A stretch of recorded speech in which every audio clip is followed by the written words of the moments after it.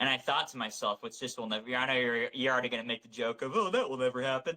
But I thought to myself, if the Vikings ever go to the Super Bowl, I don't think I'd want to watch the game with anybody. I think I'd want to watch it by myself. You wouldn't want to watch it with me? Huh? You wouldn't invite me over? Dude, I would have like I would probably invite you over. I would have to have a select few people that don't piss me off. First off, I have to watch the ball with ball knowers. I hate watching an important game with people who don't know what they're talking about. Yeah, like I can watch, like if it's Super Bowl and I like and it's not teams that No, I Super care Bowl's about. different. I'm talking Super Bowl's different. Every non-ball knower watches. That's totally different. But I'm talking like you've probably had the experience of watching your team with someone that doesn't know what they're talking about. Yeah. Luke? Just kidding. Kinda. No, it's just like I feel like that I'd want to watch it by myself or watch it with a select few number of people. Like truly, I don't think I would throw some massive party. I don't think I would. Yeah.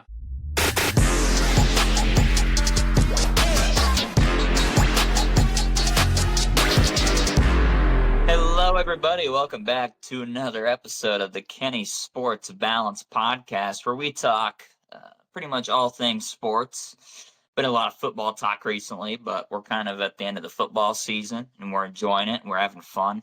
And there's a lot of good games left. We have the divisional round of the playoffs, Saturday, Sunday. We also have the national championship on Monday.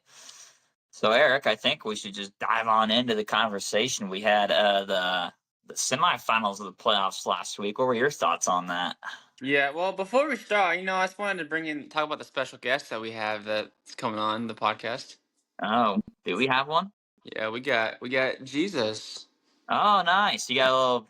Where'd you get that? What is that? It's like a little mini Jesus guy. Like a little mini Jesus. Yeah. There you he go. lost his hand somehow. I don't know how.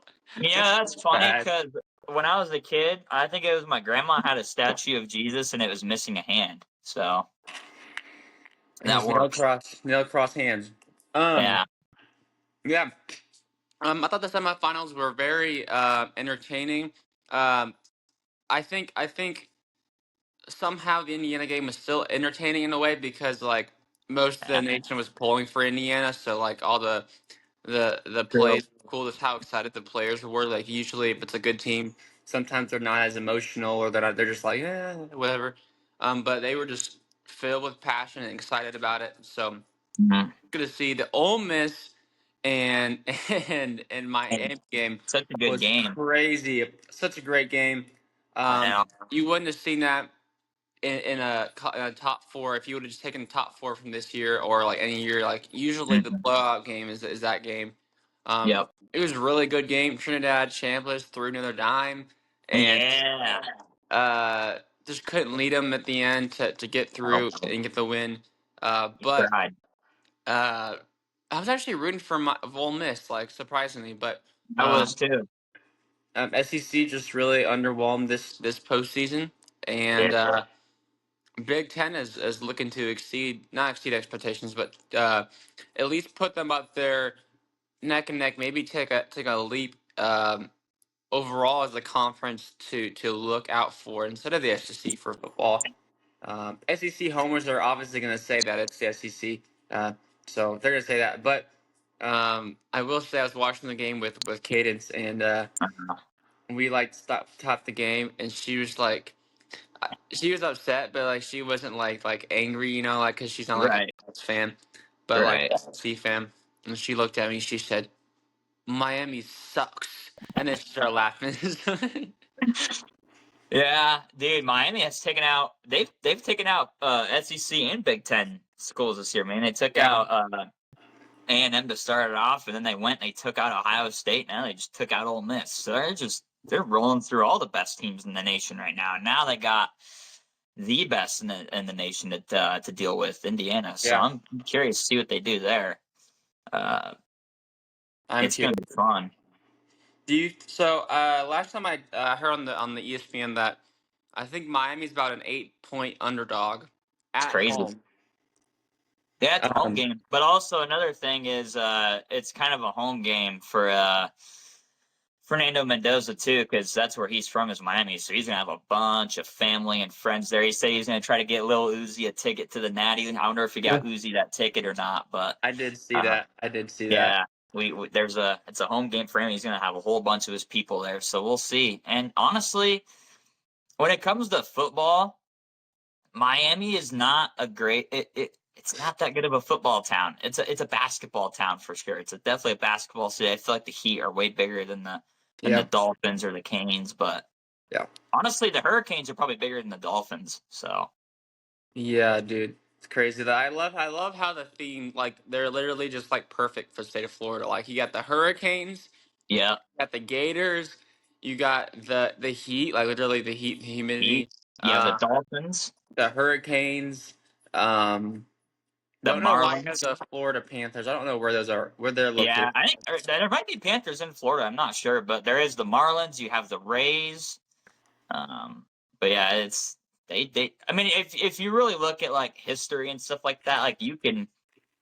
When I was a kid, I think I started to realize like, oh wow, there's a lot of correlation between like history and or what the city's known for in their sports teams.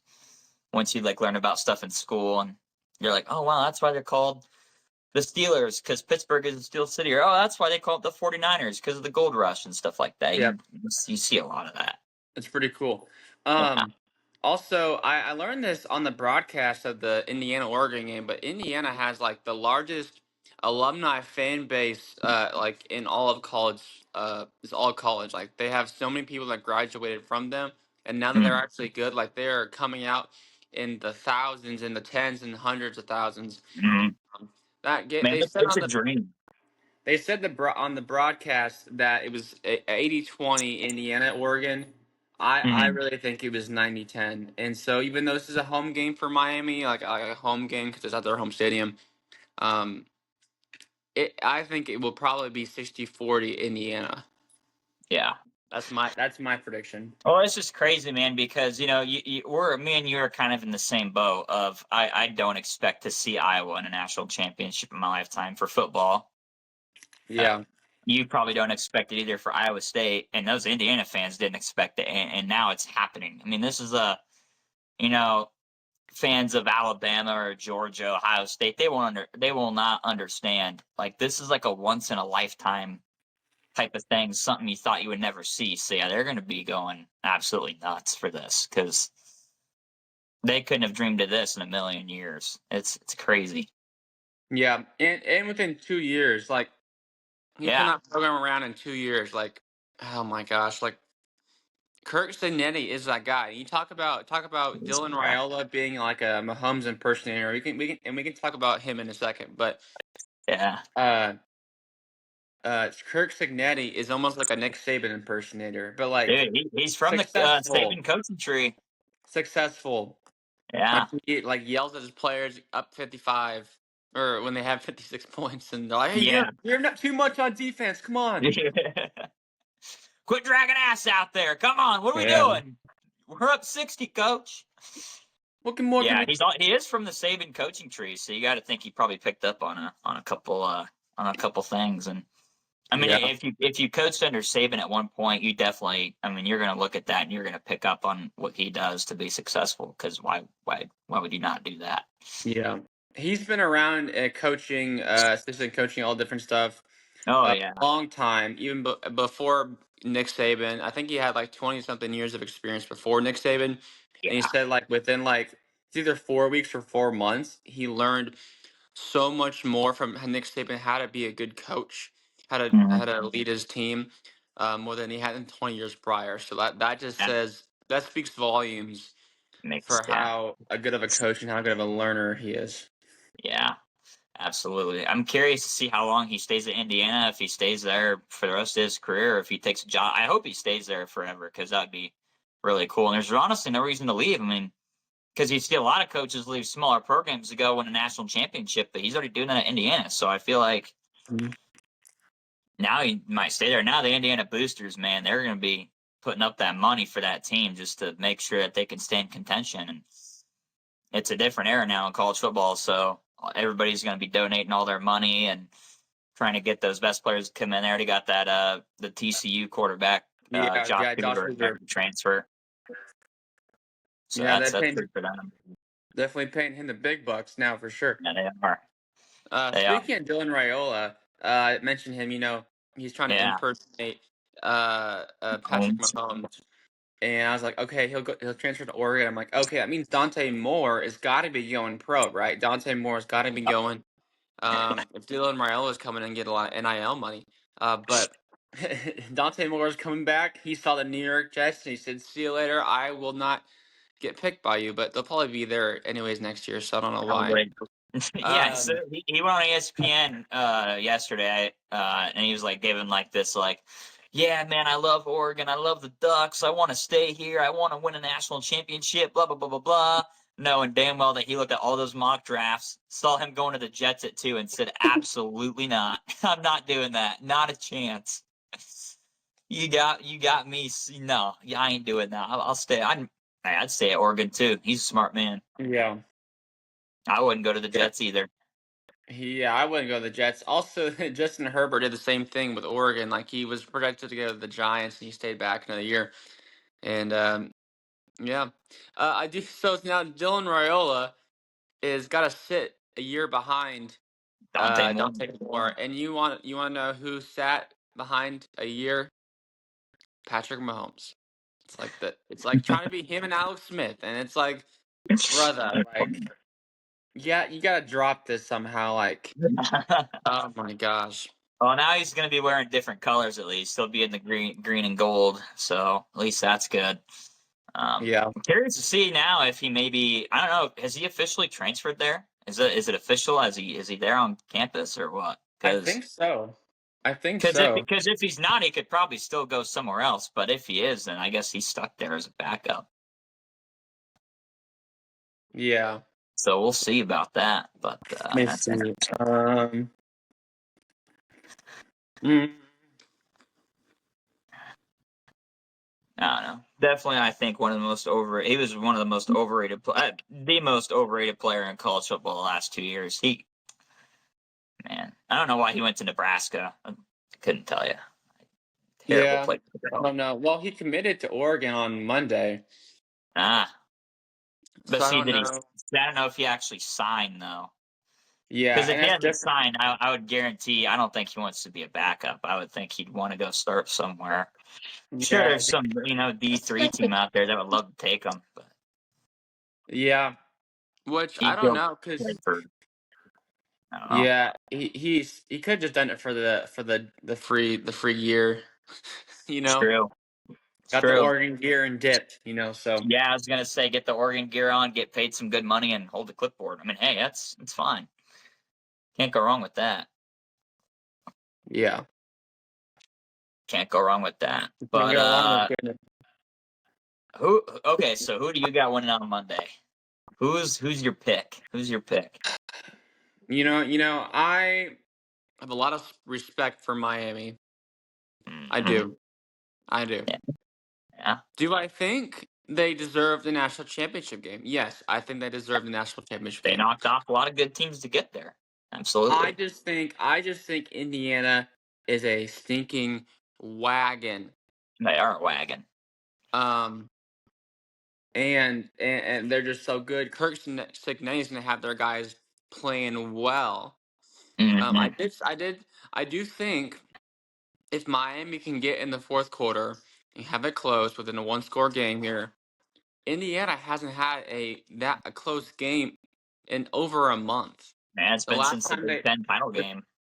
the only time they've had two close games this year, it was Penn State, and they led a game-winning drive to come win that. And they also had the Ohio State in the Big Ten championship game. So, They had a close game at Iowa too. They but won it. like, We had the game inside 2 minutes. We literally choked it. yeah, but like those are the closest. Yeah. Like recently. Oregon was also close, if I remember correctly. Like the first Oregon game they played. No, they won by 10. Oh, did they Within. really? Yeah, they pulled away. It wasn't in the Oh, fourth gotcha. quarter. Yeah, they had a close game at Um, Iowa. Fernando threw a game-winning touchdown to Elijah Surratt in that game. and dude, he was inches away from them losing that game. Like he barely got his toe in on that catch. Oh yeah, in the Penn State It's game, that crazy. was nuts. Yeah. Yeah, I don't know how we That'd have did been a that. huge win for Penn State. Yeah, so I got the who's there? What do you got, Caden? I said it last episode. I picked Indiana to win the whole thing when we first did our very first playoff predictions with me, you, and Victor. I'm not gonna turn against them now. I'm sticking with them. They're still here. They've been my pick all along. I'm not turning away now. I'm sticking with them. I'm not switching up. I'm going with the Hoosiers. One thing I will say is Miami. I think they can win. What they need to do, you know who you've heard of, you know who Malachi Tony is, Yeah, he's a dog. dude. Telling you, it's in the Ole Miss game they tried to hit him on like deep routes and stuff. It wasn't really working. So I don't think it's really where he's good. But you get him on like a screen pass or something, he can make a couple guys miss and go for like 30 yards. So Yeah, I think yeah, the key for Miami is get the ball in his hands. They have a pretty good running back too, that Fletcher dude. Get the ball into his hands as well, and I think they have a chance. But I'm still going Indiana. yeah. He kind of gives me like Tyreek Hill vibes, like in college. Like Yeah, he has had number 10, so that probably contributes to it part of it's it. But true. he's got the he's elusive. He's not very tall. Right, He's got good hands, and he's shifty, but he's fast enough. right. Tyreek Hill's probably faster than Malachi Tony, but Yeah, um, they're both like that type of player. mm, So get him in yeah. space, dude. And the one thing that Miami can't afford to do is turn the ball over. Like Oh, if they can control the clock like they have been, they can yeah. score points if they need to. But Indiana has such explosiveness. They just need to keep the ball, not turn the ball over, take some long drives, get 6, not 3. Um, and they have a real shot. I will be rooting for Indiana. I will be picking Me too. Indiana, but I think this will be a competitive game. And yeah. Yeah. Yeah, Did you? I hope I sure hope it's competitive. Because Indiana's blown out every team so far, so I hope the Natty's a competitive game. Because I feel like all the Natties that we've seen recently have kind of not been really all that good. I feel like I can't remember the last time a Natty really came down to the wire.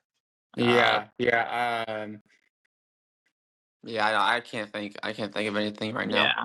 I do know. Did you know this? Miami. So including this week, Mhm. Miami has played 10 out of their 15 game or yeah, 10 of the 15 games or 10 of the 15 weeks in the state of Florida. That's crazy. Yeah, like because they play USF. I don't know if they played UCF. But they played Florida, Florida State. Played a lot of home games. So they didn't leave the state of Florida till like week 10 or 11, and See, then they that's haven't. really that really favors them a lot because that all that traveling can definitely take a toll on somebody by the time the end of the season comes around. But they've barely had to do any traveling because let's see, they went to A&M. That's Texas. That's not terribly far. Well, I guess from Miami, that's kind of far because you got to take into account Miami's on the. So actually, all I got to do More is really just southern fly part. across the Gulf and you're there. That's not even really that bad. I can't remember where they played Ohio State. I think that might have been the Cotton Bowl, Yeah, I was in that would been in Dallas. and that was also in Texas. So you got to think, okay, that's not terrible. And then where they played Indiana in what, the Peach Bowl? Yeah, it's in Georgia. Yeah. Yeah, and they had to go to Georgia. So yeah, I mean they've barely had to travel anywhere. And when they went out of state, it's not been far at all. I mean, it's been in the South still. So I Yeah, think that definitely really helps them out a lot. And then you have Indiana who, had to go to Oregon and stuff like that. yeah. But I did notice that they played a lot of games that were close. But like from week 10, like the last so many weeks until they come back to this game, they came Hmm. home. They were on the road constantly. Like Yeah. so although they played 10 out of 15 in the state of Florida, they played like the last 4 or 5 on the road. So like that's why it's confusing when their coach was like Mario Cristobal was just Mhm. like, hey, like we're just ready to be home. We're just tired, and everyone's like, well, they played so many games in Florida. Well, if you're that doesn't matter if you're still playing 4 or 5 weeks in the row on the On the road. road. Yeah. It's better for you to go like 2 weeks, have a home game, 2 week, like that Yeah. type of thing. It's a lot Yeah. easier, um, especially like as they're student athletes, they're just having to catch. Like I don't know how important athletics to some people are, but the good teams are also take care of the athletics or their academics. Sorry, Academics. Yeah. academics, they take care of it. They have good GPAs. So it's just a lot for, I mean, college athlete. They're not like pros where they can just, they have nothing else to do besides football, or they have nothing else to do except for, women. Women But are, a lot of pro athletes are good family good family people too. So they gotta, take care of their wife and kids. But but yeah, I think you make a good point because a pro athlete, that's their profession. They're built for that. But a student athlete, they got to worry about, writing that essay on the plane ride. So I don't know. and But yeah, I I'm understand going. that. I'm going Indiana. You're going Indiana. So I like it. I mean, not on the same level as football. I mean, for cross country, there's just long drives where, like, also, like, I know I have to get something done. I have to get some Yeah, homework done. But sometimes yeah. I don't really want to do it. I just don't want to. I was gonna And say, yeah, so, you were a student athlete, so you would definitely understand the grind, I guess, of balancing athletics and academics at the same time. I can't imagine that was easy. no, sometimes, like, we would travel to, like, Nebraska from Mhm. Springfield, Missouri. Like, Yeah, that's like 7 hours. That's like six, yeah. 7 hours. Not on purpose, but six, Hey, 7 hours. Rick, you did it on purpose. I'm not. No, I did. I'm serious. Like, it's Yeah, literally between 6 and 7, and then you've got like how long for stops, so it's gonna add more time.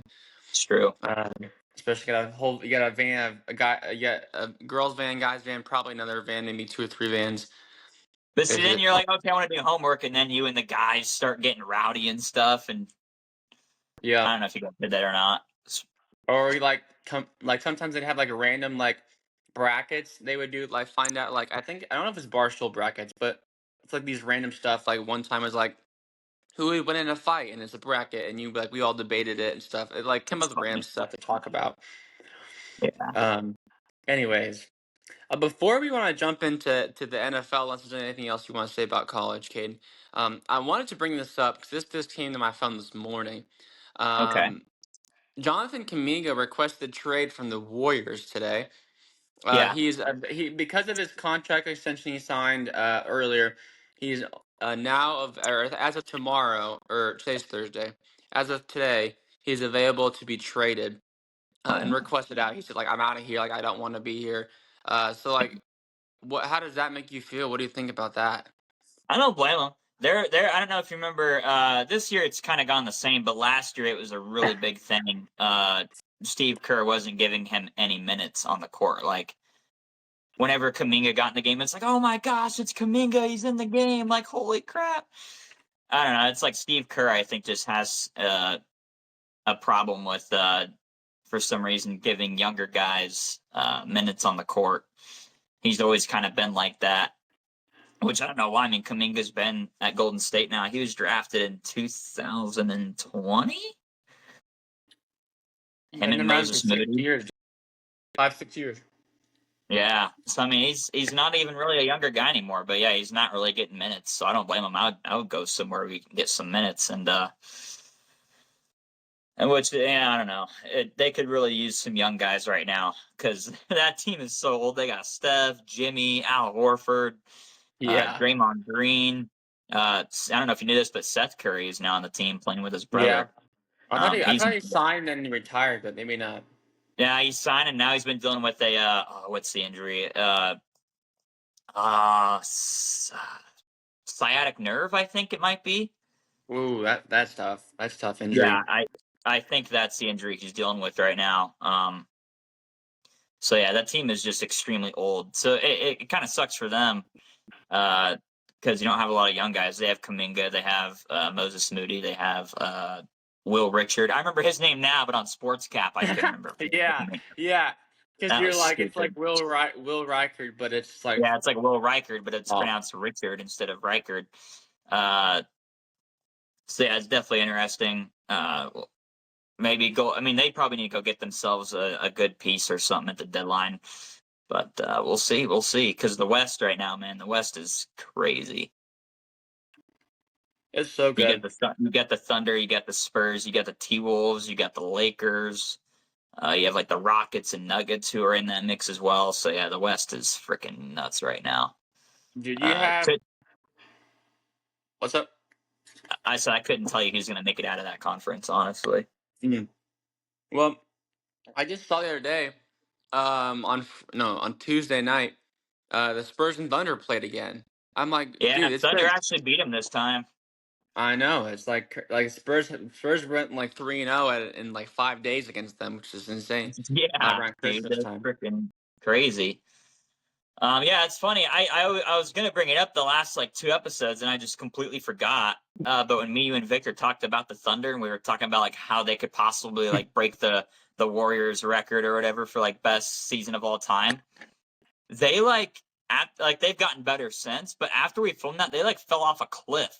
Like the night we Dude, it was uploaded that, bad. literally the day we uploaded that episode, they lost in Minnesota, and then they lost to the Spurs, and then they even lost to, like, the Hornets at one point. Like, Yeah, they're freaking 34 and crazy, dude. 7.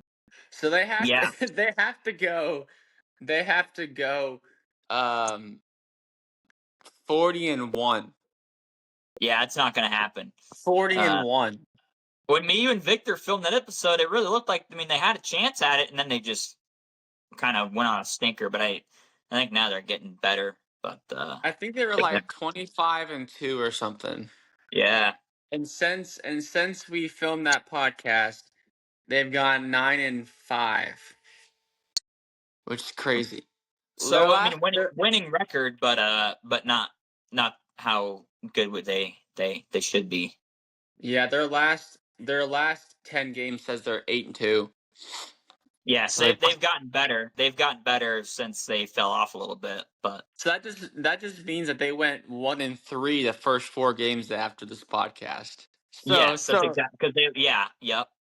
I apologize to all of our Thunder fans if we have any Thunder fans on the Yeah, podcast. no. My deepest condolences, but not really because you won the championship last year, Yeah, I was so gonna it's say not I that could, bad. you experienced championship, Really? so yeah, I could care less. Yeah. Man, could Okay, dream. let's jump into the NFL. First, go to the playoff bracket here, and looking Here at the we go. bracket, I know. Let's see. I'm gonna go through this. We think we both picked 3. Caden, I don't think you missed. I don't. Did you pick the I Eagles missed and the one. I Niners? missed one. I missed one. Was it the Eagles and Niners game? It was Green Bay. I thought I had Green Bay beating Chicago. You did. I thought you didn't. No, I Wow. had Green Bay. So I went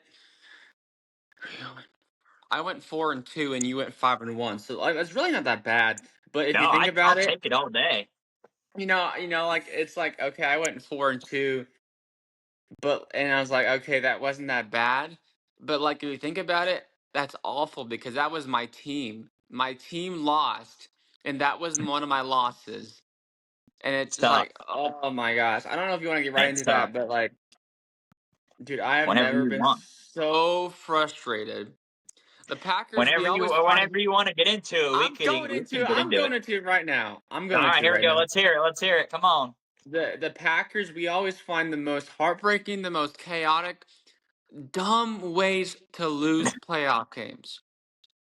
And in the past, we've had the Bears' number. Even with Jordan Love, we've had him for a while. Mm. We were up 21-3 at halftime, Caden. Like I could, I could have walked in there, played quarterback, and we could have won. All I needed to do is put up like a field goal, maybe a touchdown here, and we would have won the game. Well, field goal wouldn't have really helped you. Yeah, I know. Yeah, but you don't Dude, have a oh kicker. my gosh. Yeah, our kicker, Brandon McManus, who Iceman. don't know why we decided to cut Lucas Hasrick before because they thought even though McManus has been injured most of the year, um, he missed 2 field goals. One was at the end of the half, and I'll give him that. Like that was just trying to get a field goal before, which could Yeah. have changed the game a lot. Actually, would have made Yeah. it actually a 3-score game, or it would have made a 3-touchdown game versus just a simply Yeah. no, it would have been it was 18 points, but it still would have been a huge jump. Yeah. And he missed another field goal. He missed an extra point, which Makes an was extra the point. biggest thing. That was a lot bigger than those 2 field goals, I think, Yeah. because Not Romeo. Matthew Golden gets his first career touchdown. What a great play Yeah. by him! Like, Oh, catches yeah, his that's a great play. and dude, you can tell how much passion, how much drive he was itching to get into that end zone. He had a Yep. desperate need for it, and I don't know why we waited till the playoffs to just unleash him, Yeah. which kind of frustrated me. But we scored touchdown. We should have been up 28-16, or maybe it might have been 19 at that point. Mm. And so that would have clinched it. But 27 uh, is a big difference, especially because at the end of the game we were down by 4, driving easily. We would have been in field goal range. Like, we could have tied the game. Like, that would have changed the game a lot. We would have made a field Yeah. goal, tie the game up. Uh, Yep. Probably could have left the Bears with like no time left to not even get a field goal. Um, and then Jaden Reed, I think it's about 50 seconds left. We were around midfield. He throws Jordan Love throws a dot to him. I'm pretty sure it probably touched both hands, Mm. and we would have had the ball with one timeout at the 25-yard line with 50 seconds left. Like that, Mm. we could have been uncomfortable to get a touchdown here, but he dropped it.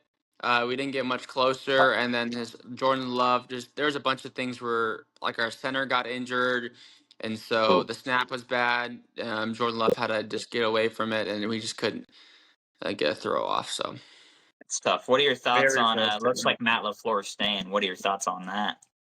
And I talked to you about this before a little bit, but I think this. I think if we fire Matt LaFleur, everyone's gonna be clamoring after him. Like that, he's a good enough coach that maybe not for us right now, but he would clamor. I don't know who we would get to replace him. And my thought was this: okay, his contract is coming up to expire here next year. Don't give Yeah. him a contract extension.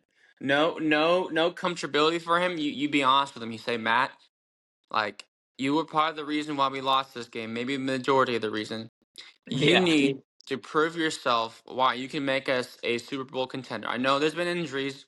I know Yeah. Micah and Tucker and all those other guys have been injured. Zach Tom have been injured, but you need a coach. You're in the hot seat.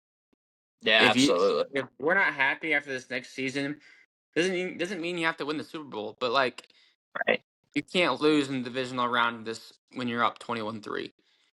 Doesn't matter if it's on the Right. road, especially not to your divisional rival. So, like, get him the No. hot seat. I want to see Matt uncomfortable. I want to see him bold, see what he does to keep his job, to help us.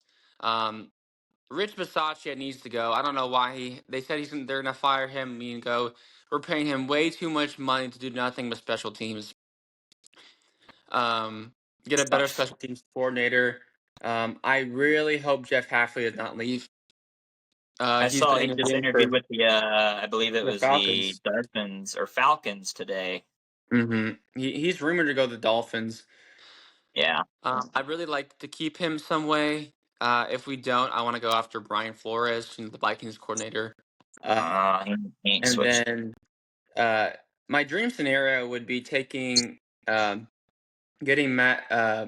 Mike McDaniel come to be the OC. Like, Oh, he's a good dude. offensive coordinator.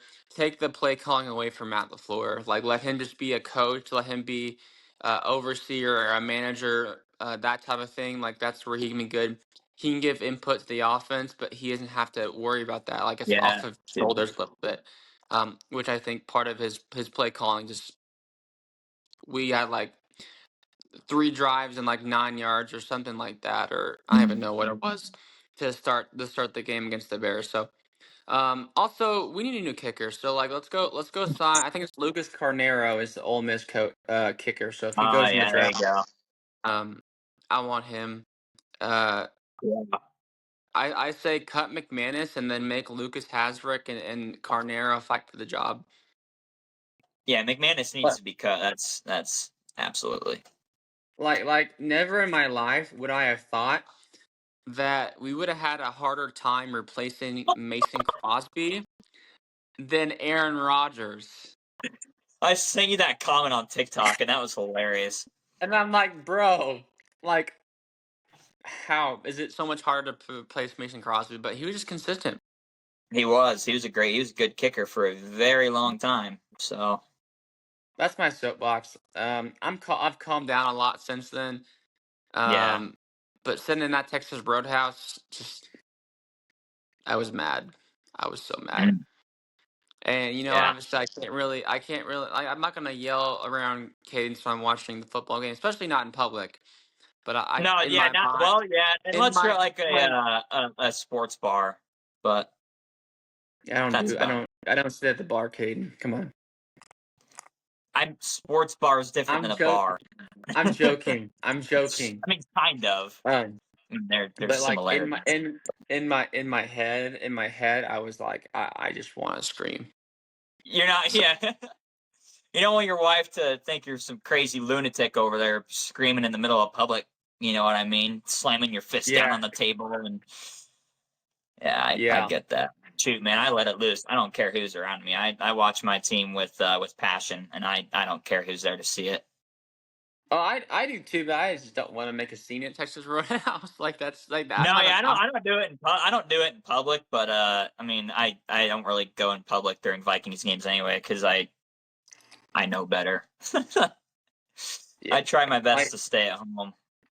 I'm not like an angry very like outwardly emotional guy. But Oh, like I am. when I'm watching my team, I will be like, go, go, go, go, or oh no, no, no, or like I'll be Nah. reacting like but that's like normal though. It's not like obviously like I'll tone it down sometimes in different places, and like kind of like knowing your awareness of where you are at. I was gonna say know Um, the situation. yeah. Know who Know you're the with. situation. Like say the youth was they're over at our house like in the Super Bowl and the Packers were in it. Like I'm probably not gonna be screaming when everyone's over. Like, you know what I mean? That's like Yeah. know You your know what's funny about that, and I love that you brought that up because I had this thought the other day, and it was kind of funny. And I thought to myself, which just will never. I know you're already going to make the joke of, oh, that will never happen. But I thought to myself, if the Vikings ever go to the Super Bowl, I don't think I want to watch the game with anybody. I think I want to watch. I think I want to watch it by myself. you wouldn't want to watch with And me? huh, You wouldn't invite me over? dude, I would have like a select. I would probably invite you over. I would have to have a select few people that don't piss me off. First off, I have to watch the ball with ball knowers. I hate watching an important game with people who don't know Oh, what they're talking about.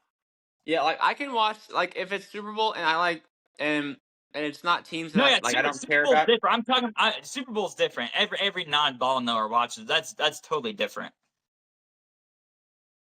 But I'm talking like you've probably had the experience of watching your team with someone that doesn't know what they're talking about. Yeah. Luke? Just kidding. Kinda. No, it's just like I feel like that I'd want to watch it by myself or watch it with a select few number of people. Like truly, I don't think I would throw some massive party. I don't think I would. Yeah. Can I read to you and Luke and oh no way, I didn't save. What didn't save? Did it not save? I thought I was texting Luke and I was texting Luke about something and about the Packers or something and Uh huh. well I sent the snap. I was at the pizza place and they were showing the Packers Bears recap Oh. in the game and I was like, oh dude, this is taunting me, and Luke was like, ha ha ha ha. So Uh it's such basically some comment that he made, and he's huh. like, uh dude, he was like, he's like, yeah, I'm glad you lost, whatever. And I was like, bro, you don't care. Damn. You're a Seahawks fan or something. And he's like, oh yeah, I do. He said, yeah, the Packers have been winning that since like the Civil War. I was like, what? Bro, what?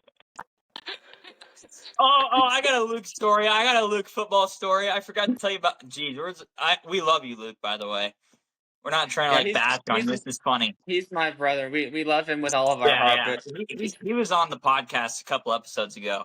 Uh, So I posted on my story, right? It was about the Bears or something, and he swiped up and he goes, "Yeah, yes, sir." And I replied and I said, "Bear down," you know. And you know what he said? You know what he asked me? What? He said, "Who got injured?" And at first I wasn't correlating what he meant, and I was like, I thought maybe at first he saw a clip of someone getting hurt on Twitter or TikTok or something. Now I was like, I mean, it's football. Everybody gets injured. I mean, it happens in every game. There's injuries on both sides. I don't know what injury you're talking about in particular. And he goes, "Oh well," and then he replied to my bear down message, and I was like, "Oh, I see. You thought I meant that somebody got hurt." I'm like, "No, that's their saying. That's what they say." And he knows what skull is because I say skull all the time. So I had to explain to him, like, yeah, it's kind of like their version of skull. That's what they say. So by me saying bear down, he thought that somebody got hurt. That's crazy, dude. That was hilarious. I was like, oh Yeah, my god, no, that's not what I meant. yeah. So I must have not say. I guess I didn't save those texts, but he was like, "Yeah, dude, the Packers been winning this since I, dude. Oh my gosh. Okay, I don't know. It was either Civil War or Pearl Harbor, and it was one Oh of the two. jeez.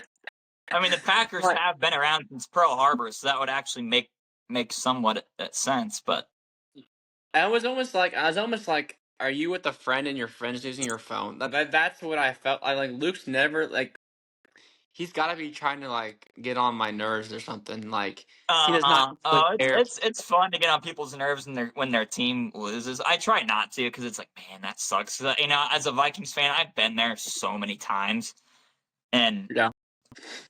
I'm like, I know the pain. And the last thing I would want is somebody like, oh yeah, your team sucks, dude. Like, oh really? Well, what's your team doing?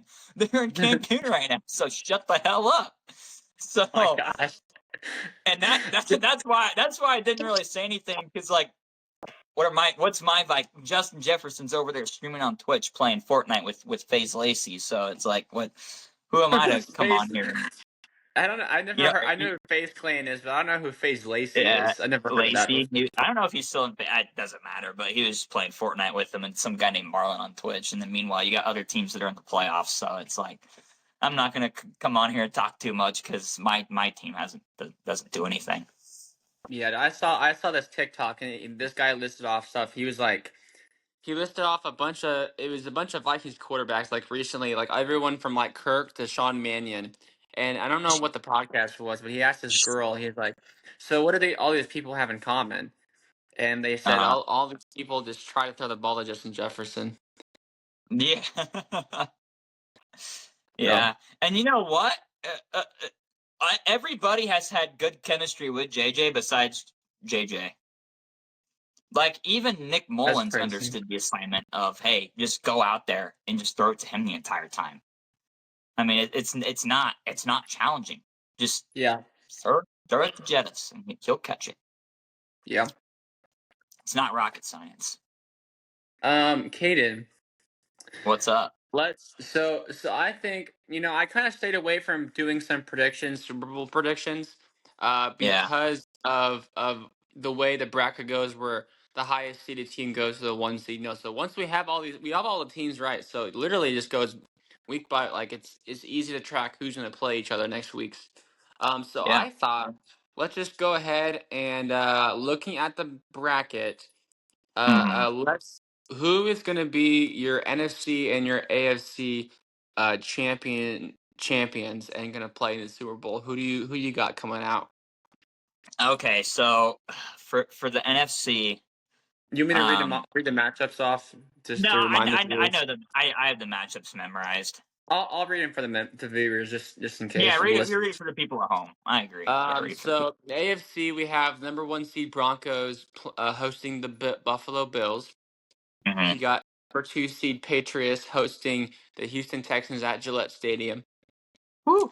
Then you have the Seattle Seahawks hosting the 49ers in Yep. Seattle, and then the number two Bears hosting the Rams in Chicago. It's Chicago. Yeah. So last week I said that the Bills were my pick to go to the Super Bowl. They're still alive. They are going to Denver. I mean, like I said, I just think that the Bills are going to the Super Bowl of the AFC because Josh Allen doesn't have Burrow to worry about. He doesn't have Lamar to worry about. He doesn't have Mahomes to worry about. Right now, he's just got to worry about some crazy defenses right now. But I still have Buffalo. I'm holding strong on that. I'm holding strong on Josh Allen. It's one of the weaker teams they've had in recent history, but the offense is still stacked. I mean, you have Josh Allen, you have James Cook, you have Dalton Kincaid, you Yeah. have some other good running backs too, like Johnson and Davis, and then you got Khalil Shakir, and then I saw this tweet, Eric, you sent it to me. I can't remember the guy's name, but he tweeted, and he goes, "My favorite playoff tradition is finding out who Brandon Cooks plays for every year." Yes. And That's so and fun. and I found out last week that he now plays for the Buffalo Bills, and he's actually been doing really good for him too. So you got Allen, Cooks, Cook, Shakir, Kincaid, uh, and then the defense you still have some, yeah, James Cook, and on the defense you still have some decent players. So yeah, I'm going Buffalo to come out of the AFC, and then the NFC. Here's the thing. I have Seattle, and it's for one reason. I don't trust Sam Darnold. I don't think really anybody trusts Sam Darnold. Uh, I trust quarterbacks like Purdy and Stafford and even Williams more than I do Darnold. But you know who I do trust? Who? The 12th man. Hmm. That's who I trust. I saw this stat. I don't know if this is a real stat, but somebody told me this stat. They said every year that Seattle has been the 1 seed, they've gone to the Super Bowl. And also Interesting. in that time, a new pope has been elected, or however a Ooh. pope comes into power. Ooh. Okay. Okay. But so like this Pope is from Chicago, so like you have I no know, dude. thoughts Dude, of I know. The Pope being from Chicago, man, I don't even know. But I trust 12th man. Seattle will not have to go on the road unless they go to the Super Bowl. But the divisional and NFC championship game would be at Seattle. Playing in front of those fans, I don't know how anybody would do it. I mean, it's going to be so loud. I actually looked into this. Do you want to guess when the last home playoff game in Seattle was in front of fans? ooh. Gosh, that's probably a game when they played the Packers, probably. If I were to guess. It would have And been then, in yeah, um it's probably 2018. dude, Did you're not I going to go too believe this. far? You're not far enough. 2014-15 playoffs, the year that Tom Brady, or the year that Malcolm Butler picked off Russ at the goal line. That's crazy. That was now they've had a home playoff game since then, but it was in 2020, That's what I 2021. was That gonna, was the COVID year. that's what I was gonna say. It's gotta be at least farther than COVID. Yeah. And that was their last home playoff game was in COVID, but they didn't have any fans. So the fans have not got to cheer on their team in the playoffs for 10 years now. So that place is going to be absolutely rocking.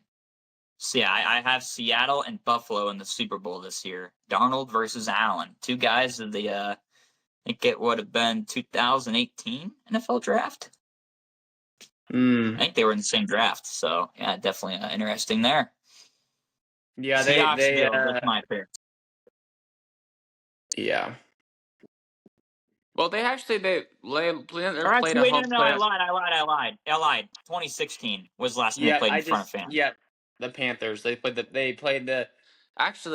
Panthers back to back years, and they won the first game, lost the second game. Yeah, 2016 was the last time they played in front of fans. But either way, it's been 9 years. Yeah, that's crazy. So I yeah, saw a video, and it was a reporter. I think it was for NBC, and she was right in front of the mic, and she was yelling at it, and she was okay. Here's me. It's like I'm in front of the mic. Let me take a step back. And then she took a step back, and with the crowd, dude, I could barely hear her. And she's like, that's the quarterback talking to the offensive line." And then she took a step farther back. You couldn't even really hear her. That's her talking to her Wow. his receivers at the quarterback. Wow. So like that's how much of a difference it makes at Lumen Field. And yeah, I mean, there's been literally there's been stuff registered on the Richter scale, Yeah. which for this, that's how you like measure earthquakes and stuff like that. It's literally shown up on that. There's been moments where, I mean, the ground shakes so much from them screaming after a big play or, whatever, that it literally goes on there and it registers, and they're like, oh, wow. Yeah, that's crazy. It's Okay, so craziness. you have the Bills and the Seahawks. So Yeah. what is your Battle of the Birds? Who do you have winning the championship in Santa Clara? You say Battle of the NFL. Birds?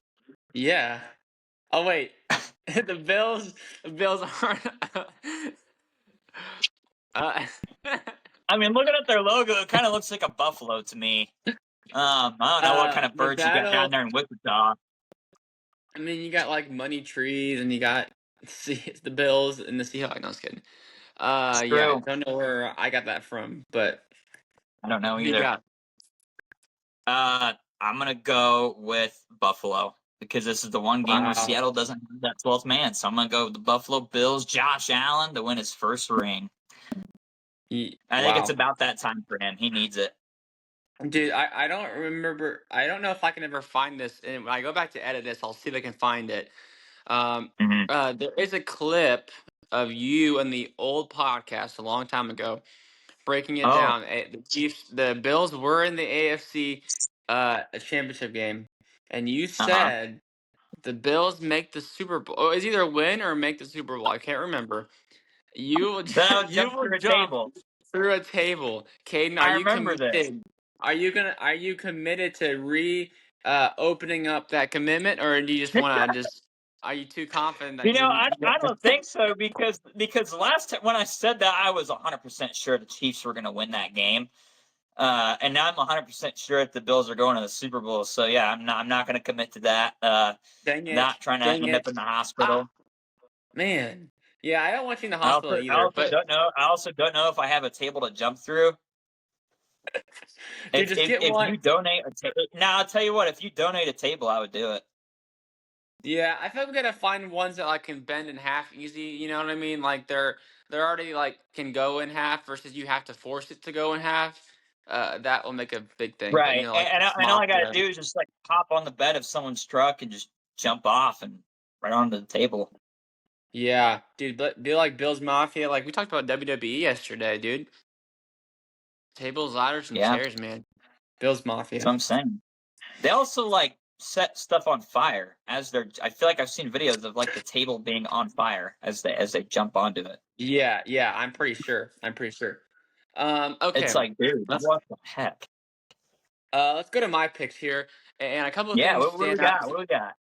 Couple of things stand out to me. You know, I like storylines. You know, that's why I like WWE. I like storylines. There you go. Things that stick out to me. You have the Broncos and Seahawks, both number one seeds. Dude, you could have a rematch of a Super Bowl there. You could have a Seahawks Yeah, Patriots rematch Super Bowl there. You could have a Rams Patriots, another recent Super Bowl you could have there. Um, I want what else? something new. Dang it! Like I'm trying to think. You have Patriots and Texans, which is a rematch or not a rematch, um gosh, I'm totally blinking. Patriots, Texans. It's already happening. What's the Patriots? Yeah, I know, but I'm saying you do have it. The coach of the Patriots, I'm blanking on his name, and I know it Vrabel, for a fact. Yeah, Mike Mike Vrabel. Vrabel. I think his first coaching job was the Texans. Are you thinking of the Oh. Titans? Did he coach for the Texans too? Yeah, he did. I saw him in a picture with the Texans thing on. Oh, So I'm pretty sure. Uh, Um, was he a head coach there? I think so. I mean, also he's also Yeah, yeah. already Oh, playing. He's playing the he Texans was this weekend.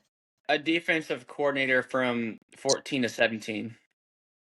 Oh, and then he probably took the I think I think he took the Titans job around 2018. So that makes sense. Yeah, yeah. So it's a rematch for him. And then you have an Yep. NFC side. You have the NFC West plus Chicago. So like it's crazy. Yeah. You also have the narrative of the Niners. Can they make it to their home stadium? Can they play a home playoff game in Whoa. Super Bowl? You have the Bears with the Pope, obviously. Um, Oh, and you have the Bills finally having their chance to have Patrick Mahomes. I know. With all that being said, I was really hoping that you weren't going to. I thought we were about to be the same picks, and I was really like not happy because I don't like making the same Oh, picks. that So I'm would like, suck. I like variety. I like to root against you sometimes. Um, Yeah. and I have the Bills making the Super Bowl, making Oh, that run. wow. I think Josh Allen is going to be excited. He's playing with the fire. He's the most experienced quarterback in the AFC.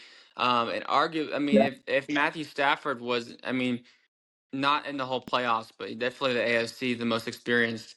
Um, Yep. and he's lost in so many different ways. Like I think he's going to come back with a vengeance. Um, Yeah. Hope so. Sean, don't discount Sean Payton. I'm not saying that he's going to lose, but um, I got the Bills coming out of the AFC. I had them beating the Patriots, their former AFC East rival, in Mm. the championship game, and then I also the NFC. Not just because I think it's going to happen, but because I want it to happen. The Rams are going to steamroll the Bears. They're going to advance. And then, despite all the crowd noise, Caden, there's two narratives for the Seahawks and 49ers games, okay? So you Mm. have Brock Purdy, who is 4-0 in Lumen Field. He's not Oh, experienced. He's not been on the road in a playoff game at Lumen Field, but he is never lost there. And the okay. Seahawks have also never lost a home playoff game, or not home playoff game. It was some maybe it was the one seed thing. It was something like that. Like when they have a Yeah. one seed and they're the home, they're gonna win. Some there was Yeah. it was that stats with each other, and Yep. I got Brock Purdy winning it. Sam Uh-huh. Darnold. Uh, I think the Seahawks are gonna come out a little rusty. The Okay. 49ers It's played a fair. good game last week against the Eagles. Um, Yep. but I love the Niners and I would want my hope is them to make the Super Bowl. I think the Rams are too good. I think the Rams are too healthy. I think the 49ers, if they can get past the Seahawks like I predict, they're going to be so tired and banged up. They're just going to be even with the aspect of them playing at home in Super Bowl, I just don't think they can beat the Rams. So I got the Rams Yeah. and the Bills, and then I also have the Bills winning the Super Bowl. Super Bowl. But I wouldn't mind either of those teams. But I would like the Bills to win the Super Bowl. I think that would make the bottom of the zero Super Bowl titles a lot more barren and make it just a lot more embarrassing for Vikings fans to not win the Super Bowl. So. Gosh, wouldn't that suck? Eric, you threw a couple stats my way with Brock Purdy, right? Mm-hmm. Can I throw a couple stats your way? Yeah. Go ahead. A fun fact, the Rams have not lost or have not won at Soldier Field since 2003. Hmm. Sean McVay is 0-2 at Soldier Field, and Matthew Stafford with the Rams is 1-9 in games with cold weather, rainy, or snowy conditions. That's the only thing that worries me is the weather there in And Chicago. the weather. I looked at the But weather. I looked at the weather. Looks like it's going to be about 20 degrees around game time. I'm Ooh. not sure what the wind chill is, but that's the temperature. And looks like there also is some chance of snow. It's not guaranteed, but there Yeah, could be some snow. So we'll see. that'll We'll be see good. about the Rams steamrolling the Bears. We'll see if that happens. Dude, that would be crazy. But those are some interesting stats for you. Dude, yeah, so I worry about weather for the Rams. Um, I do know that Sean McVay and Matt LaFleur are good friends. This has been rumored that he was calling him right after the Yeah. game. Uh, Yeah. uh, I think he know which he didn't complete the game, but was up 21-3 against them. So he knows at least some ways Yeah. how to expose them.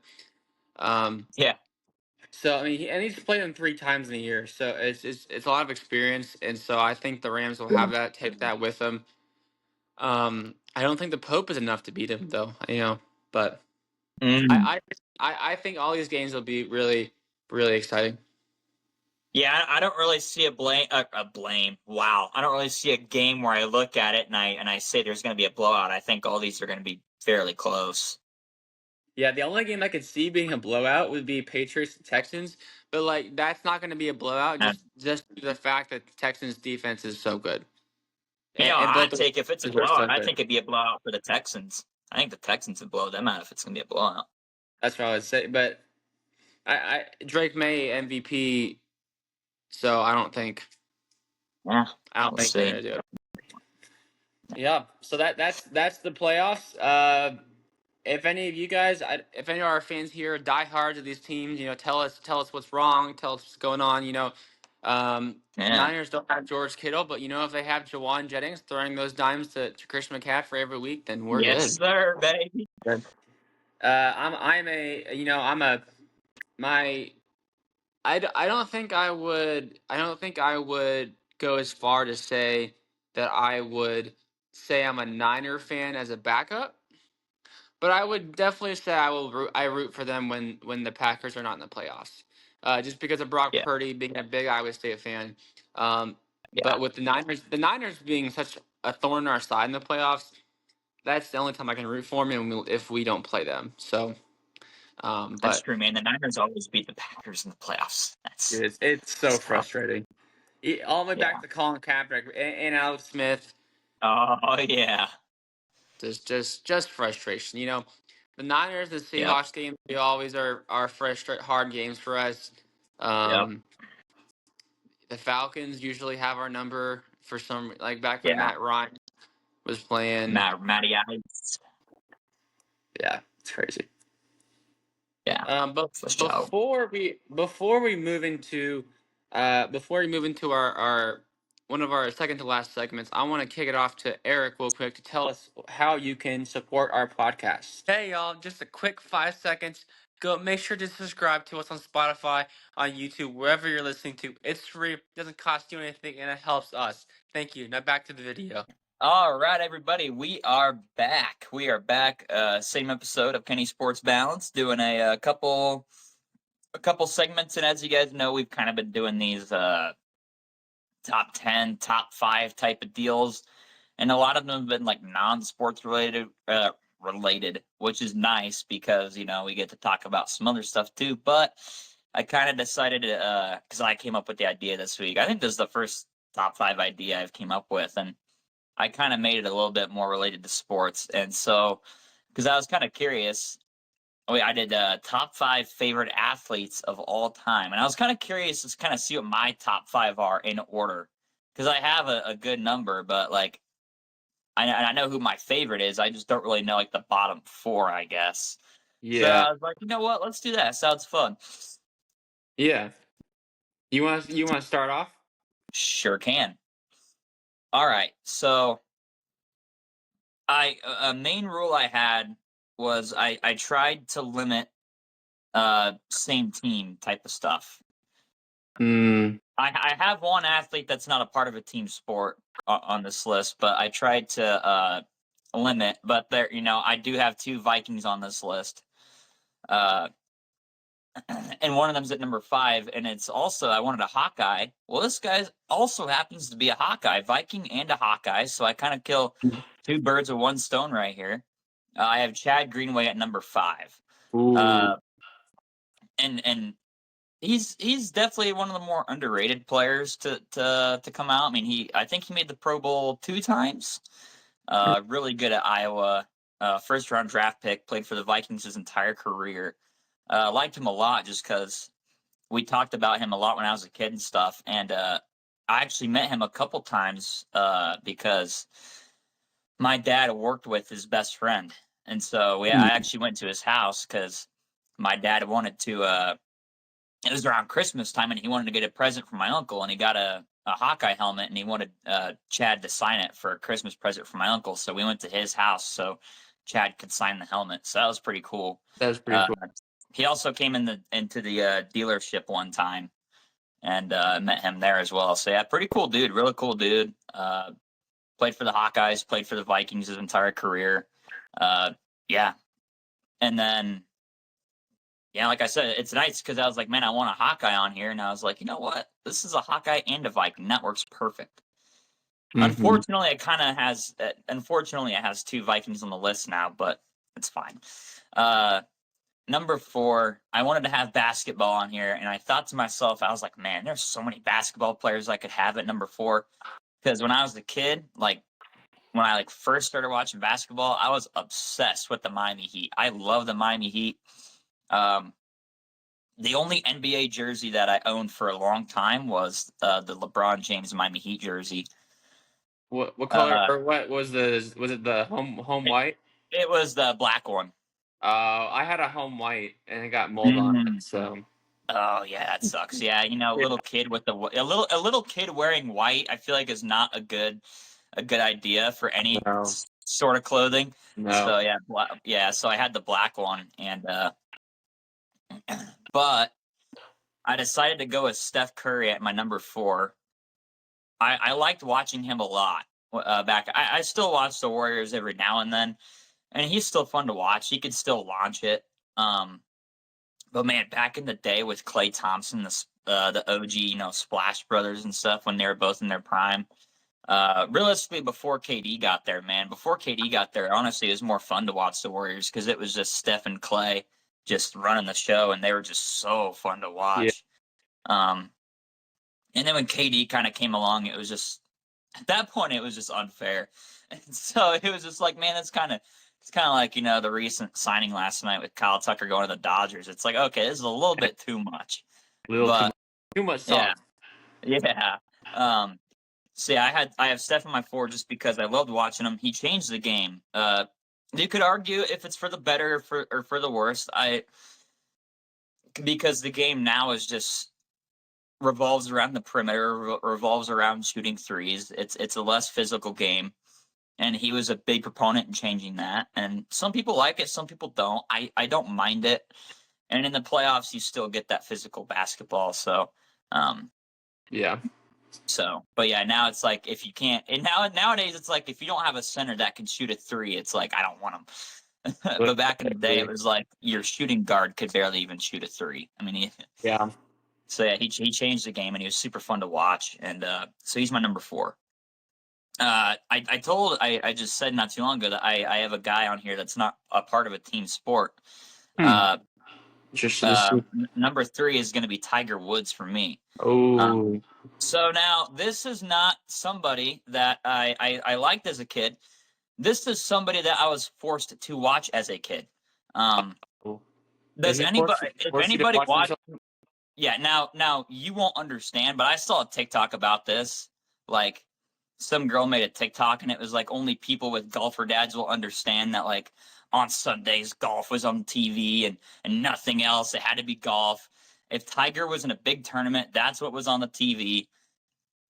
We had to watch Tiger. We had to. And then, so as a kid, I just grew up watching him, grew up watching him, Phil Mickelson back in the day, grew up watching Rory, who just won the Masters. So that was super Yeah, cool. shout out. No, we're not from Pittsburgh, but shout out. Shout out. Shout out. But yeah, Tiger Woods, I was forced to watch him, and then I just ended up liking him a lot. And then I remember one of my favorite moments was him winning the Masters in 2019. That was just amazing because at that point in time, he was, I mean, nowadays he's just completely, pretty much out of the tour. But even back then in 2019, he was done for. I mean, nobody really gave him a shot to win a major ever again. He was kind of just there to be there, and he's a legend. But goes to Augusta and says, "Screw it, I'm winning the whole thing." And so that was super cool, and super excited to see what his son Charlie does because Charlie is really good at golf as well. Yeah, Um, so really excited to see when he gets older and if he makes a tour. So yeah, Tiger Woods. I was forced to watch him growing up and ended up liking him because of it because I watched him so much. yeah. So Um, Yeah, like his like you were saying, his back was like just getting too injured, too stiff. Yep. He's getting old, Hmm. getting to have surgeries and stuff. And once Yeah. you have that, golf, I mean, I'm not too big knowledgeable on golf, and I mean, you can probably answer this or say Back feel injury is more. the worst one if you're gonna ask that. That's bad. Yeah, You don't yeah. want that. That's what I was gonna say. Like back injury, you want to be able to have like this smoothness with your stroke. You want to be able to swing as hard or soft or as smooth as you can. Hmm. And like if you can barely stand up, how are you supposed to swing with your Right. back? Yep. And so yeah, but he's still doing his thing. He has the virtual golf thing at the golf simulator on ESPN Yeah, yeah, that yeah. they do. He's been doing that, and that's pretty cool. Um, so yeah, I hope maybe he wins another big tournament before he goes out, but we'll see. Number two, realistically, I could have just put all the 2016 Cubs at number two and just called it a big old tie because that team is just freaking awesome. But I had to think to myself, okay, who was my favorite player from that era? It was Anthony Rizzo. Anthony Rizzo, Mhm. kind of a weird. He was there for pretty much all of it. He was there at the start. Like he came to the Cubs, I think, in 2013 is when we traded for him from San Diego. So he was there before we even got good. He Mm. was kind of there at the tail end of us being really bad, and so he was there from the start. He wasn't homegrown. He kind of was. He really developed in Chicago. But absolutely my favorite Cubs player of all time. Played for a good number of years. Was there for the World Series. Was there for pretty much everything. And uh, I love Chris Bryant. He won the MVP. He won Rookie of the Year, but he wasn't consistent. Same with Mm. Javi. It's like Javi at one point finished second place in MVP. He was super flashy, but he would also just swing at the stupidest stuff. Dude, he would do that. He still does too. But Rizzo, always consistent. He played Gold Glove defense at first every time. Whenever you needed him, he could do it. He wouldn't swing at stupid. Like he was just always there. Like if KB was going through a slump or Javi was going through a slump, like he could always count on Rizzo. And yeah, he was more like Javi was the more flashy guy, and Rizzo was a little bit more boring. But uh, he was just so good, man. And yeah, he actually just retired not too long ago. Uh, Mm. he retired, I think, in like September or October. Um, so yeah, that was crazy to see. And speaking of Chris Bryant, I hope he has a freaking bounce back. I hope he gets out of Colorado. It was really cool to see Javi have a bounce back year last year. Yeah, it's Made crazy. the All Star team. How does he not be successful in Colorado, where you just the elevation you hit the ball way farther? Dude, I know. Well, that's why I think but it's just such a terribly ran organization. He struggled with so many injuries. I think if he just got out of there, he'd be better. I don't know. But yeah, like it's crazy though, because you would think, oh, Chris Bryant, Colorado, that's like a dream matchup, but it's just the team is terrible. Um, Yeah. Jeez. so I'm like, that's Crazy. tough. Number one, Eric, you know Number who my one. number one is. Uh, He's the whole reason I'm a Vikings fan. yeah, dude. I don't necessarily agree with his choice, his personal life choices per se. You don't You like know, Coach Cash? yeah. No, you know what? Yeah, you know what? I'm surprised. You know what? Honorable mention to Kirk Cousins. That's an honorable mention. He's my number 6 for sure. I love Kirk. But my number one is Adrian Peterson. He's the whole reason I'm a Vikings fan. He was kind of the first athlete or first player that made me fall in love with football and love watching football was because of watching him. Uh, got to meet him as well, which that's an absolutely crazy story. I could tell that another time because it's a super long story. But got to meet him during his MVP season. Just absolutely so fun to watch. He was fast. He was strong. He had great vision. He was elusive. He had all the traits you can want in a running back. His only really, I guess, downside was he wasn't the best receiving back, but he didn't really need to be a receiving back. So pretty much every skill set that he needed, he had. So it was just he was incredible to watch, and he was the whole reason I'm a Vikings fan and the whole reason I started watching football. Like I said, don't necessarily agree with his personal life choices. He's gotten, some DUIs recently and I think he's also like in a lot of debt, and obviously, hit his kid with a switch back in the day. So it's like he's got a lot of things he needs to work on as a person, but as an athlete, he's my favorite. Yeah. What we got going on here? Can you not hear it? Yeah. That's good. Dude, speaking of, have you seen that? This is so bad. Have you seen the Family Guy clip What? Which? This, of Adrian Peterson? you can't just say that the No, Family I'm sorry. Guy. There's no context. It was the Family Guy clip of Adrian Peterson. Maybe I may have seen on. Is it a TikTok edit? Probably. It's like him, and then it Yeah, cuts yeah, to. I mean, probably, but it was. I think it was Quagmire. He goes, "Man, I'm more excited than Adrian Peterson in a whatever. It's like an arboretum or whatever the heck it's called." And he's walking with his kid, and there's like a whole bunch of trees, and he goes, "Man, I could whoop you with so many things right now." I'm like, "Oh my gosh, dude, That's crazy. Yeah. Family Guy's unhinged, man." Yeah, I don't watch Family Guy, but I like it'll be like on TikTok where like you have the unexpected edits. It'll just be like a clip Yes, of a bro. show or We talked. something. We talked about this last episode too. The He's, unexpected sports edits. I know. I made one myself too. I made one where it was like Spider-Man, and I was Mm. watching the movie and I thought about it at the same time, and it was like they're on the roof and they're like, man, she's reading from the newspaper and it's like in this cult of personality, and then right as you say cult of personality, boom, it cuts right to CM Punk, Yeah, uh, it's cool. an edit and doing his song, so which actually goes Sick. back to last week too. Yeah. Dude, Eric, I'm excited to see what your top five is. I'm ready. Yeah. So I have a backup list just in case, but this I didn't really get much guidelines for my list, so let's go with it. Number 5, we got what? Nothing. I just feel like this is gonna be crazy. I don't know, dude. The Red Rifle himself, Andy Dalton, number 5. Andy Dalton. And a Bengal who's played for a while, played for the Bears a little bit. Don't like him in the Bears. He's been really good. Him and AJ Green. He's just really good quarterback. Been in the league for a while, and I think he's still in the league. I think. I think he's on Carolina. I didn't know you were an Andy Dalton guy. I didn't know that. Yeah, dude, it's pretty good. Okay. This guy, number 4. This guy has been a part of Lob City. Oh. He's keeping up with the Kardashians. You got Blake Griffin. Are you just going all gingers here? Is that the Dude, come on, dude. Why would you guess that? Come on. Come on. trying to Blake catch on here? and oh man, he's so good. He was. He was actually decent on the Pistons. He's been around the league a lot of different places. Yeah, But Clippers is where his home was for him, CP3 for sure. and big baby DeAndre. Davis. Oh yeah, and DeAndre Jordan.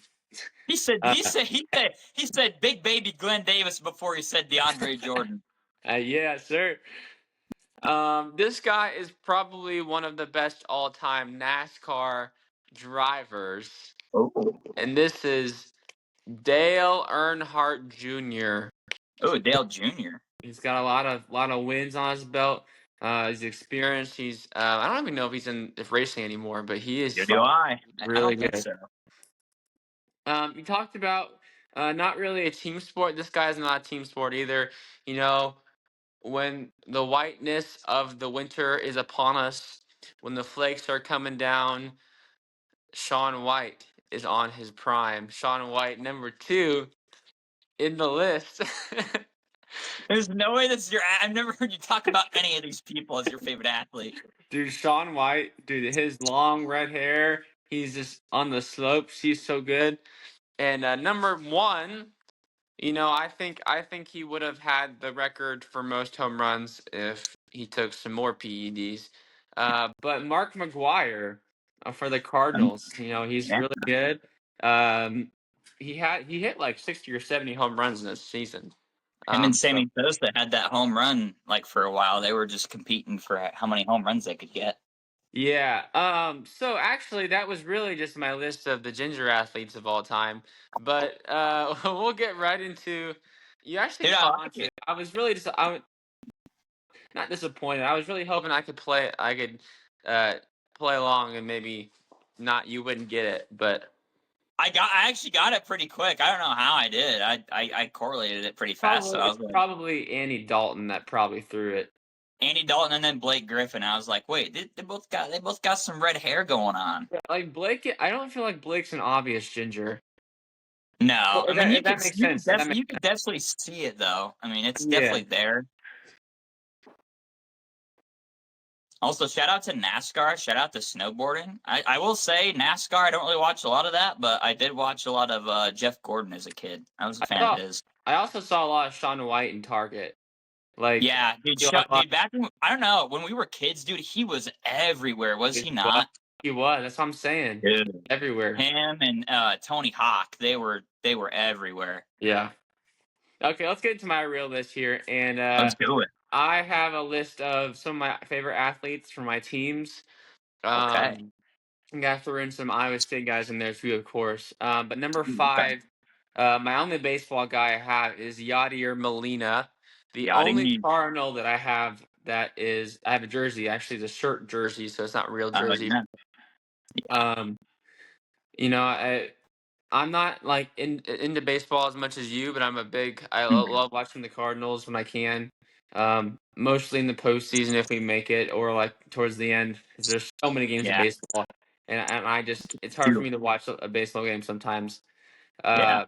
Uh, just being honest, but Yachty was consistent behind the plate. Love watching him pick off guys. Towards the end of his career, he was more of a leadership guy. Just for the culture because he couldn't play as many games as he could before Right. injuries and old age. But Yachty is he's one of the guys I remember from the Cardinals. Probably besides Matt Carpenter, but Yachty stayed around a lot longer, I think. Yeah, Yachty was there for close to 20 years. And yeah, that was Wayno. Dude, I'm telling you right now, I think Wayno and Yachty probably have like the best pitcher catcher chemistry that I've ever seen. It Dude. incredible. Yeah, Caden and I, we watched Wainwright come and pitch for the Springfield Cardinals when he was in assignment. I think his last year. Oh, One of his either probably second to last year, I think, in the majors. mhm. And I watched him pitch. That's cool. He did decent, but he didn't have the audience, so it's kind of hard for him. Well, that's cool that you got to go and watch him pitch. Especially, you don't have to pay all the money to go to a big league game. You went to the Springfield game and Yeah, you got to watch him pitch in person. That's pretty cool. it was. Number 4, we mentioned him earlier in the podcast episode, and why that I am a part-time Niner fan. It's Brock Yeah, Purdy. Brock Purdy took Iowa State football. Yes, with Matt Campbell was part of the reason too. yeah, But Brock Purdy took added stability to the quarterback room that we've never had before. hmm yeah, Before I would tell Caden this, but like we would have like in a season we have a quarterback who played decent for 5 or 6 games, and yep, then we'd bench him, and the backup would come in and play like good for a game or two, and he'd stay around, but then he just wouldn't be consistent. And so we would yeah, just go back and forth, and between Sam B. Richardson and Grant Rohach and Jacob Park and all those guys, dude, it is man. Brock Purdy stabilized. He started every single game that he once he started. Once he played against Oklahoma State and lit them up. And he's playing well in the NFL. Mr. Irrelevant called up. Got the respect. Tom Brady played well against him. Led yeah. the Niners to the Super Bowl. So let's go Brock Purdy. I'm really proud to be an Iowa State fan. Proud to know him, and not know him personally, but No, I was gonna say proud to be. Brock. Yeah. Number 3, you actually might be surprised he's a little low. Okay. But Aaron Rodgers. So Well, I thought he'd be number 2 or number 1. yeah. I think he's number. Yeah, he could easily be number 2 or number 1. But Aaron Rodgers. The reason why I'm a Packers fan today. Yeah, Off the field stuff, I don't necessarily agree with everything he says or very much of what he says. But on the field, you cannot deny his talent is amazing. Can Yeah. sling it literally just like with the flick of the wrist. It was so effortless, so smooth. Um, he yelled at his players a lot, but also like I feel like that's Yep. also getting that's who he is. Yep. And he's getting the best out of his players, and if that's something that you like as a coach or a player with him, then you'll do good. Yep. Um, if you don't like getting yelled at, then you might not do well. I was So gonna say if you're with Aaron Rodgers, you got to be on your A game because you want to earn his respect, and if you earn his respect, you're in a good spot. yeah, like you got Jeff, like he was throwing hail marys to Jeff Janis, Yeah, Jimenez, like dude. anyone who is not a Packers fan or maybe a Vikings fan who knows there's no idea who Jeff Janis is. Like Jeff, I only know who he is because that was the Arizona. it Is was that where Aaron. that was Which is crazy is we had like 4th and 20 and he was in our own end zone, and he at? Mhm. threw a lot like basically a Hail Mary to like the 50, and then he had a couple more plays and got to the touchdown like to tie the Yeah. game, which was insane. Like I've never seen that before. And I think you guys still lost that game, right? Oh yeah, we lost in overtime because Larry Fitz scored the touchdown. Yeah. Uh-huh. That was before the rules changed where you both get a chance. Glad it changed, by the way. Yeah, for real. But yeah, and he was my first Packers jersey. So yeah. Number two, I think this one, back then I was a lot more involved in Iowa State basketball than I was in Packers football back early Mhm. 2010s. And that's George Niang. Uh, Oh, that makes sense. George Niang, man, he is the epitome of what Iowa State basketball is. Uh, he trash talks Iowa. He shows up on the court. He's got nimble feet. He at least in the NBA he's slimmed down a little bit, but in college, he wasn't the most physically fit guy, but he would outwork Right. you. He'd run you down the court if he could. They call him the minivan. The He's minivan. Yep. he looks like a minivan, but he is nimble on his feet, and he will. His footwork and technique was really good. Um, number He's 30. had a very solid NBA career as well. He's Mhm. done very well for himself in the league. And his jump shot, it was like Jokic's jump shot before Jokic was around. Like he barely jumped. He didn't really do much. Like I almost could say Jokic just copied George Yang. So I'm called copyright infringement on that. That's insane. And for those of you who know anything about me, even those of you who've even been in my office, my number one is LeBron James. Um, LeBron. Um, LeBron is the greatest basketball player of all time. I will stand on that hill. I will die on I that agree. hill. I agree. Um, you can debate Michael Jordan, but I saw LeBron play in person and just so impressive. I used to before I was a dead set on Cavaliers. I followed him around, so I started the Cavaliers, went with him to the Heat. So you and me were both Heat fans before we knew each other at the same time. Yep. It's true. And then went back to the Cavaliers, and then once LeBron was on the Cavs, I stayed with the Cavs. Didn't go with him to the Lakers, um, Mhm. but still a big supporter of LeBron James. And that's a voice crack, I know. That was a bad one, dude. That was a bad one. um, but especially it's kind of sad because like one of these guys is retired and two more are about to be. So like it's insane. Yeah.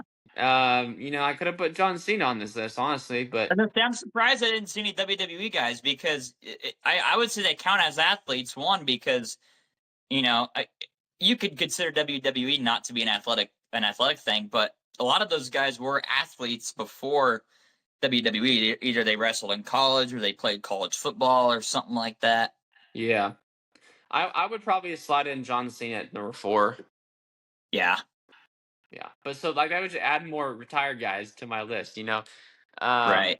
LeBron and which Okay, I don't know if you noticed this, Caden, but if you look at they added a new patch for LeBron to play with. It's like 23 patch or something. Oh, Um, really? and it's like a memorative thing. And I'm like, dude, are they trying to backdoor a retirement tour in the last couple Ooh. months and he's gonna retire? Like, I really hope they don't. I No, dude. really hope. You gotta think that he wants a full season of a retirement tour, right? I mean,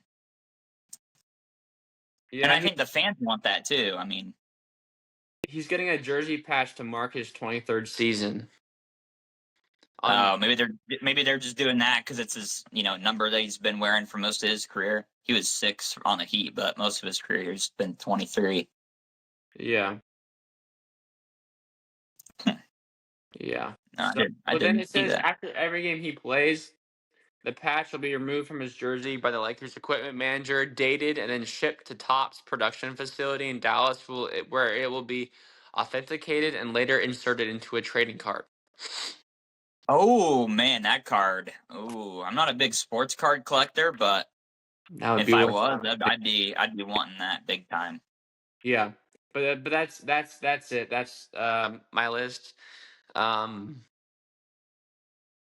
Man, I'm not ready for LeBron to retire. That's all I've known Dude, from I know neither am I, NBA. dude.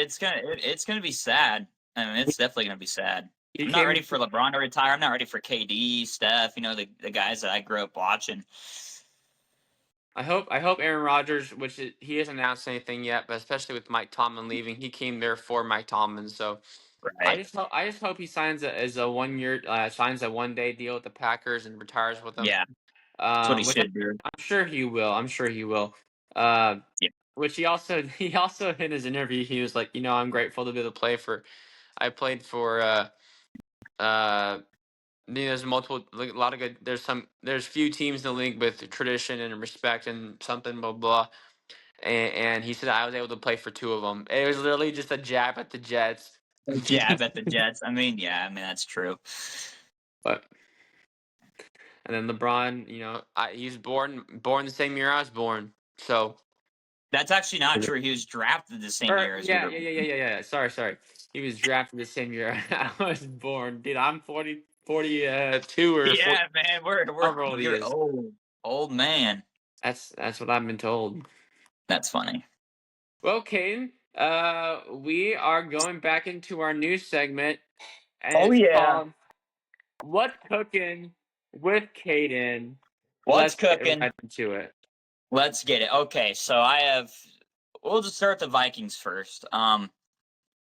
My one thing about the Vikings right now is, we're kind of in the dead period of Vikings because our off season's already started, but we obviously can't make any signings or make any trades or stuff like that because the NFL season is still continuing. So as of right now, we really can't do anything. So my main Hmm. focus as a Vikings fan right now is just hoping and praying that Brian Flores doesn't leave. But there's so many job openings right now that it just seems like I don't think he's going to stay. And he's gotten a lot of high quality interviews as well. I think he interviewed for Steelers head coach. I think he interviewed for the Ravens head coaching job. Um, I think those would definitely be the two jobs that he would be enticed to take. And if I were him, I would take them. How could you turn down coaching the Steelers? How could you turn down coaching the Ravens with Lamar Jackson and Derrick Henry and then fixing that defense up? Because if the Ravens fix that defense up, man, they'd be really good. But obviously, I hope he stays because his system is just so good. The Vikings actually, I don't know if you knew this, we led the league in pressure rate last year or this Yeah, season. So I mean, Brian Flores loves to get after the quarterback. He loves to send the pressure. Van Ginkel and Grenard just fit so well into his system. Same with guys like Josh Metellus and all those. Like they just fit so well into his system. So if he does leave, I hope we go with somebody that's an in-house hire for DC that has worked yeah, alongside him, so he can use that same system that all of our players fit so well into. Um, but yeah, I hope he stays. But my optimism right now for him staying is not very high. I think he's going to find himself a better job. I don't think he'll go lateral. Lateral as in taking another DC job. I think if he leaves, it'd be as a head coach. I think he'd want to move up the ladder rather than just go lateral. but we'll see. Yeah. Iowa basketball has dropped 3 straight. 2 of Ooh. those losses are not bad losses at all. I would have loved to beat Illinois. I would have loved to beat Purdue, but we didn't. I would say our one bad loss was Minnesota, although I know the Barn is one of the, you probably don't know this, but the Barn is one of the more underrated places in college basketball. It's a super good environment, super good atmosphere, really hard for opposing teams to play in, but Really? I still think I still think it's a game we should have won, for sure. 9-5, dude. Man. Yeah, I know it. So we're out of the rankings right now. We were number 19. We fell out. I think we can climb our way back in, but we'll see. And then the main thing I wanted to talk about is the last episode on this segment. I said, "Oh yeah, the Cubs haven't done anything this offseason. They haven't done a damn thing." I think a day after that, we traded for Edward Cabrera, which, if you're not like a big baseball head, you probably don't know who that is just because he plays for the Marlins. But he's absolutely disgusting. Like, if you like watch his like highlights, the dude is filthy. He's actually somebody I wanted at the deadline last season. Didn't end up getting him, but now we just got him in the offseason, so it's perfect. We got Edward Cabrera, who's super nasty, and our rotation's looking really good. And then on Saturday, I did not expect this one to happen. So I'm at my buddy's house watching the first half of the game. I end up going home right after halftime, and I'm just sitting there watching Bears Packers, and then boom, Jeff Passan drops a freaking bomb. Alex Bregman to the Cubs. I was so excited. 5 years, $100 million, no opt outs. There's also a no trade clause in there. So yeah, just super excited about that one. Got our third baseman, which was a need for us. Matt Shaw is, decent, but having Bregman go there is just awesome. He's going to be the new face of the team now. Him and PCA and Seiya and Bush are just going to kill it. And now with those signings, I think the Cubs are going to be up there as a team in the NL. I don't know if we can make it past the Dodgers, but we could try. But yeah, super excited about the Cubs now. I wasn't very excited about the Cubs, and now I'm super excited. Now I'm super excited for baseball. Super excited for the World Baseball Classic as well. Let's see, anything else? Iowa football, kind of just doing their thing right now. Kind of curious to see what we do at the QB spot. And yeah, Warriors and T-Wolves are looking good. So right now, sports ain't doing too bad. And of course, I am on the Chicago Bears bandwagon as of right now. And once they lose or once they win the Super Bowl, I'll be off of it. I'll be back. I'm still with the Vikings. Vikings are my main focus. But Yeah. Bears are right there. In terms of teams that are still playing, they're the team I'm cheering for. So we'll see what they can do. Hopefully, they can beat the Rams on Sunday. Oh, also Iowa Penn State tonight, wrestling. One of my favorite events for sports all year. I love Iowa versus Penn State. When it comes to wrestling, I care way more about that than Iowa State. Iowa Penn State is such a good rivalry. They hate each other. It's at Carver Hawkeye tonight. Ooh. That place is going to be. I don't know. Have you ever watched a wrestling event at Carver Hawkeye? A big wrestling event? No, I don't think I've ever been to a actual wrestling match ever. Yeah, I'm talking about like on TV. Like, dude, if you, it's seen it. the atmosphere there is nuts, especially when Penn State's in town. It's loud. So yeah, super excited for that tonight. I don't think we're gonna win. Penn State is number one. They've been number one now forever. So we've kind of been second fiddle to them, but hopefully we can change that tonight. Definitely one of my favorite. Definitely one of my favorite Iowa events. Iowa. Things all year is Iowa Penn State wrestling. So super excited for that tonight. And yeah, that's about it. So who's your offensive coordinator right now? We don't have one. That's also something I do want the Vikings to do. I was going to mention it when we recorded yesterday because you were talking about how they should hire an OC for LaFleur just to kind of help him out. That's what I want us to do because right now Kevin O'Connell, he's doing the play calling. He's a head coach. He's got a lot on his plate. He kind of struggled last year with play calling, with calling plays on third and fourth down. I just feel like he didn't really call the best plays on third and fourth down. So I think hiring an OC just to kind of help him out a little bit, call the plays, and have KOC kind of oversee that would be really nice for us to do. I haven't heard anything. I don't know if that's the direction we're going to be going with. I haven't heard anything about that. but that'd be really cool if we could do that. So I have an idea, what's that? and I don't know if I would like you to do it because obviously I think it would help you. Um, Mhm. Kevin Stefanski is open for hire. I would love to have him back. I would love to have him back. Kevin Stefanski was a great OC for us back in the Yeah. day, and obviously he was great because he got the head coaching job with Cleveland after he was our OC. So yeah, I mean, I would love to have him back for sure. That'd be awesome. I also wouldn't mind hiring a guy like Brian Daboll because Mm, he's very good at developing quarterbacks. He was a key contributor in the development of Josh Allen. yeah. So if Dayball could come to Minnesota, and if I don't know what the plan is with JJ McCarthy, if we're planning on keeping him around, I know Justin Jefferson really true. I don't know why. I can't tell you why, but Jefferson does like McCarthy a lot. So I think they want to keep JJ. Like I said, I For the have no Baldwin. plausible reason why JJ loves him so much, but he does. So I think hiring a guy like that who can help develop JJ would be really nice. So I wouldn't mind that as well. But yeah, I'd love to have Stefanski back. I think that'd be awesome. JJ loves JJ. Why not? Yeah, that's true. It's true. Um. Uh. But I also think that Dayball is gonna want to stay. For some reason, he seems like he's trying to stay around the Giants. Like he wants to take that OC Interesting. job for Harbaugh. Like I think he really wants to see his quarterback out that he drafted to Yeah, help. I think yeah, and that'd be really good for both for everybody for him to stay there, not as the head coach, but as an OC, just to kind of still help Dart develop. So yeah, I mean that does make a lot of sense. I could see that. Yeah. Anything else before we send our fellows out for the week? No, I think we got it. I think we got it all covered. Go Bears. No, They're no, no, no, no. bear down, bear No, no. down. Skull Vikes, of course. And yeah, I think that's it. All right. Well, if you haven't yet, please go to Spotify, click on our name, click follow, click turn on notifications so you get every single notification that we have when we post our episodes on Yeah. Friday.